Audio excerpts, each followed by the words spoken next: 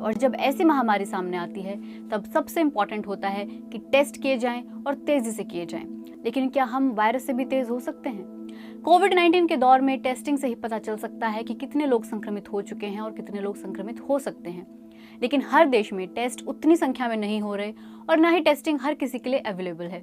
इसके पीछे कई कारण हैं: वक्त, संसाधन, सैंपल कलेक्ट करने की समस्याएं, टेस्ट किट और टेस्ट करने वाले एक्सपर्ट्स की कमी। फिलहाल कई देश धीमी शुरुआत के बाद अपनी टेस्टिंग कैपेसिटी बढ़ा रहे हैं, पर ये टेस्ट की संख्या बढ़ाना इतना मुश्किल क्यों है? क्योंकि कोविड-19 टेस्ट की जो पूरी प्रक्रिया है उसमें बहुत सी कोऑर्डिनेशन की जरूरत पड़ती है। पहली चीज तो ये कि पर्याप्त टेस्ट किट होने चाहिए। नाक का सैंपल लेने के लिए लंबे स्वैब और केमिकल्स चाहिए। फिर इन्हें ट्रेंड लैब टेक्नीशियन के पास भेजा जाता है जो पीसीआर मशीन पर इन सैंपल्स को परखते हैं। फिर सही लोगों तक रिजल्ट्स को रिपोर्ट करने का काम। जिन लैब्स में पहले रिसर्च हो रहा था अब वहाँ टेस्ट हो रहे हैं। इन लैब्स पर जिम्मेदारी है कि वे ठीक से टेस्ट करें और साथ ही साथ मरीज की जानकारी कंप्यूटर में दर्ज करें और फिर रिजल्ट भी हेल्थ वर्कर्स को रिपोर्ट करें। टेस्ट किट के लिए रॉ मटेरियल मिलना उतना मुश्किल नहीं है, लेकिन ये देखने वाली बात होती है कि वे सब सही मात्रा में मिक्स किए गए हों। हर ब्रांड के टेस्ट में कम से कम 20 केमिकल्स होते हैं। ये किसी दवाई बनाने जैसा ही काम है।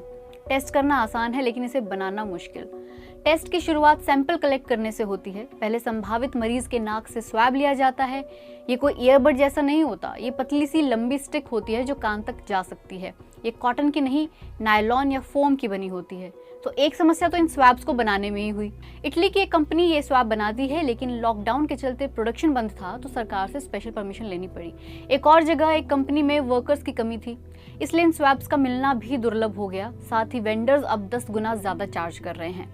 अब अगला स्टेप, सैंपल वाले इस स्वैब को लैब में लाया जाता है। ट्रेंड लैब टेक्नीशियन को इसे बायोसेफ्टी हैजर्ड बॉक्स में रखना होता है, यानी ऐसा बॉक्स जिससे वायरस बाहर ना जा सके।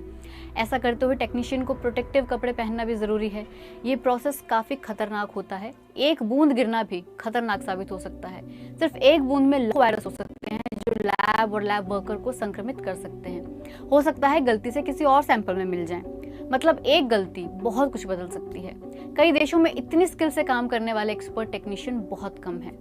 टेस्ट करने के भी 2 फेज होते हैं। पहला, स्वैब पर लगे सैंपल को निकालना और फिर डिटेक्ट करना कि वायरस है या नहीं। डिटेक्शन में भी वक्त लगता है और एक्सपर्ट लैब टेक्नीशियन की जरूरत होती है। टेस्ट ना होने से भी ज्यादा बुरा है कि टेस्ट गलत हो जाए। कई बार एक बीमार व्यक्ति का टेस्ट नेगेटिव आ जाता है। कैसे? क्योंकि कई बार मरीज के फेफड़ों में वायरस होता है और नाक में नहीं होता, इसलिए स्वैब पर नहीं चिपकता, या कई बार सैंपल ही ठीक से नहीं लिया गया होता। फिलहाल ज्यादा चर्चा एंटीबॉडी टेस्ट को लेकर हो रही है। इस टेस्ट से पता चलता है कि किसी को पहले संक्रमण हो चुका है और उसके खिलाफ शरीर में एंटीबॉडी भी बन गई है। ऐसी उम्मीद की जा रही है कि एंटीबॉडी बनने के बाद फिर से वायरस नहीं होगा, लेकिन एंटीबॉडी टेस्ट तैयार करना भी चुनौती भरा है। इसमें यह सुनिश्चित करना जरूरी होता है कि कोविड-19 के खिलाफ बना इम्यून सेल ही पकड़ में आए, ना कि कोरोना वायरस के जैसे किसी और वायरल इन्फेक्शन के खिलाफ बना इम्यून सेल। फिलहाल भरोसेमंद एंटीबॉडी टेस्ट मौजूद भी नहीं है। यूके ने लाखों एंटीबॉडी